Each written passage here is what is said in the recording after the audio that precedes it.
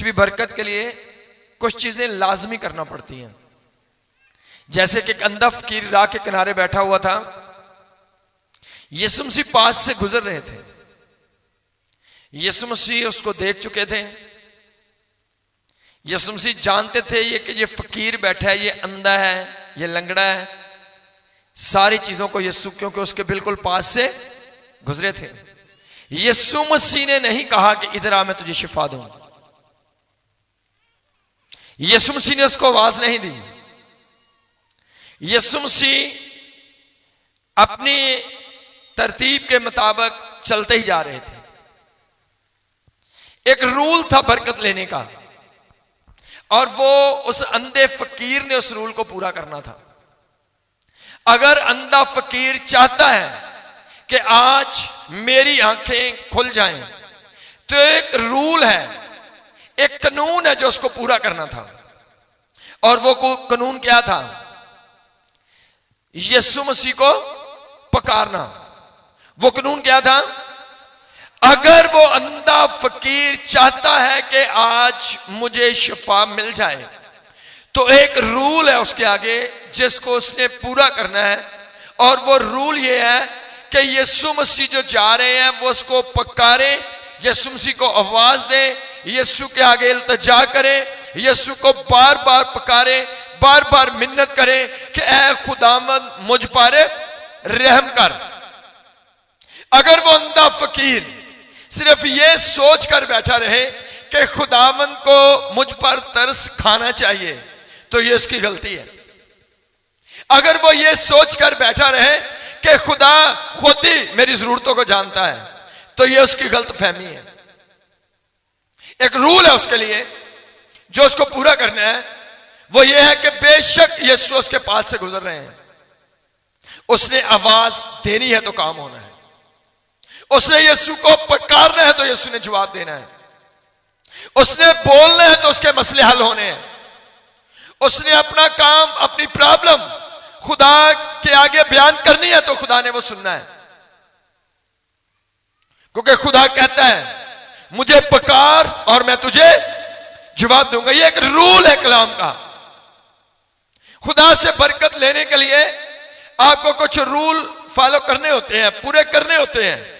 जब आप वो करेंगे उसके बाद बरकत आपकी जिंदगी में आएगी।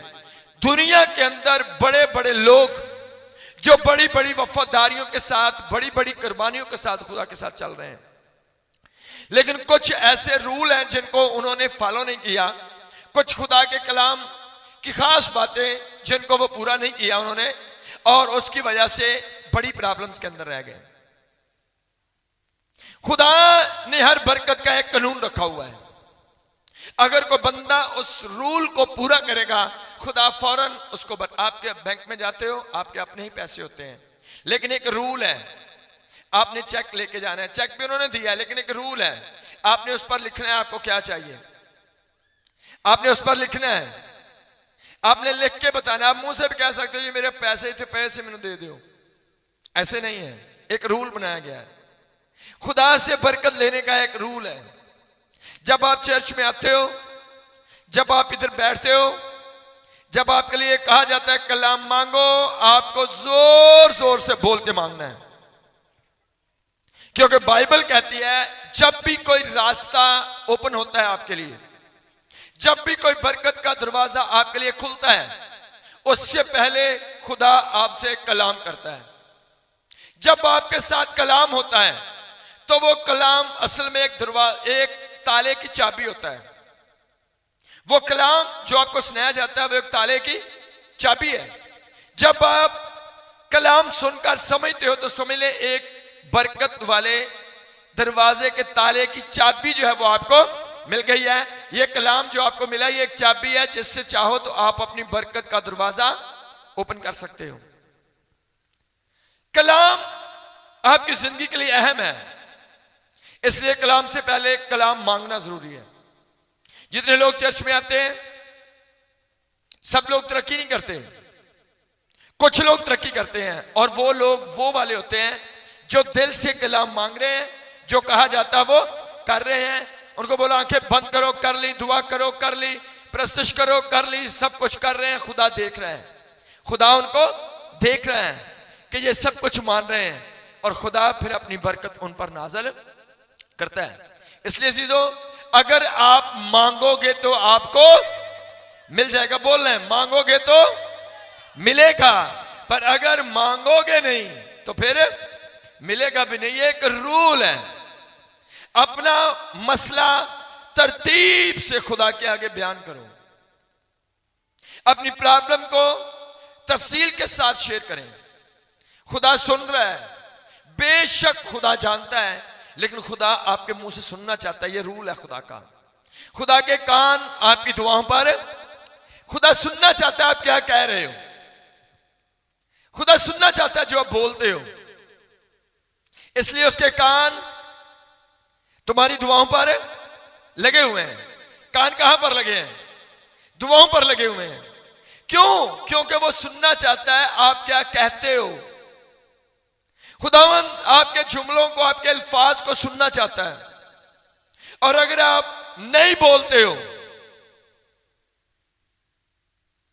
बेशक खुदा जानता है, लेकिन खुदा काम नहीं करेगा। अंधा फकीर था, उसने पुकारा, चिल्लाया, जोर जोर से चिल्लाया, बार बार पुकारा। खुदा ने कहा इसे लाओ, और फिर खुदा ने पूछा क्या करूं। फिर भी उससे पूछा, जबकि जब वो लोग उसको लेके आ रहे थे, यीशु देख नहीं रहा कि ये जो लाया जा रहा है ये कौन है, इसकी टांगे नहीं है, ये लंगड़ा है, ये देख नहीं पा रहा, ये अंधा है। यीशु देख रहा कि नहीं? पर जब वो आया तो यीशु ने उसे पूछा, बता मैं तेरे लिए क्या करूं। क्यों? क्यों? यीशु सुनना चाहता है कि मैं तेरे लिए क्या करूं, और लोग बोलना नहीं चाहते। और उसने जोर से कहा, खुदा मैं चाहता हूं मेरी आंखें खुल जाएं। इसलिए बरकत देने से पहले खुदा आपकी जिंदगी में कुछ रूल देखता है। जब आप कुछ रूल को फॉलो करते हो, उसके बाद बरकत आपकी जिंदगी में नाज़िल होती है। बड़े लोग चर्च में हैं, उनकी जिंदगियों में चर्च की कोई बरकत नहीं है, उनकी जिंदगियों में आम दुनिया वाली बरकतें हैं। लेकिन कोई ऐसी बरकत जिसको आप कह सके ये मुझे चर्च से मिली है, मैं चर्च में गया, मैंने दुआ की, ये बरकत मुझे वहां से मिली, मैंने कलाम सुना, मैंने इस तरह से उसको कबूल किया, और खुदा ने मुझे इसके एवज ये बरकत दी। ये बरकतें कम लोगों की जिंदगियों में हैं, और जिनकी जिंदगियों के अंदर ये वाली बरकतें हैं। बहुत सारे लोगों की जिंदगी में बरकत क्या है? कहते बाजी काम लाभ भी हो जा गया, हुण तो मुकदा ही नहीं, इस तो हुण कभी चर्च भी नहीं आए, सारे हालात ठीक हो गए ने। ये शैतानी गवाही है, ये खुदा की तरक्की वाली गवाही नहीं है। गवाही है कि हम खुदा के घर में आ रहे हैं, हम बो रहे हैं, हम दुआ कर रहे हैं, रोजा रख रहे हैं, खुदा हमारी मुश्किलात को खत्म कर रहा है, खुदा हमारी जिंदगी की उलझनों को खत्म कर रहा है, खुदा हमारे खानदान में तरतीब ला रहा है, तंदुरुस्ती दे रहा है, बरकत दे रहा है, और हम कामयाब हो रहे हैं। ये गवाही है। सो इसलिए कम लोगों को चर्च से बरकत मिली, और जिनको मिली ये वो वाले लोग हैं जिन्होंने रूल को फॉलो किया। सो इसलिए जरूरी है जब आप आते हो तो आपको बोलना होता है। खुदा का मंसूबा आपको बरकत देना है। आमीन।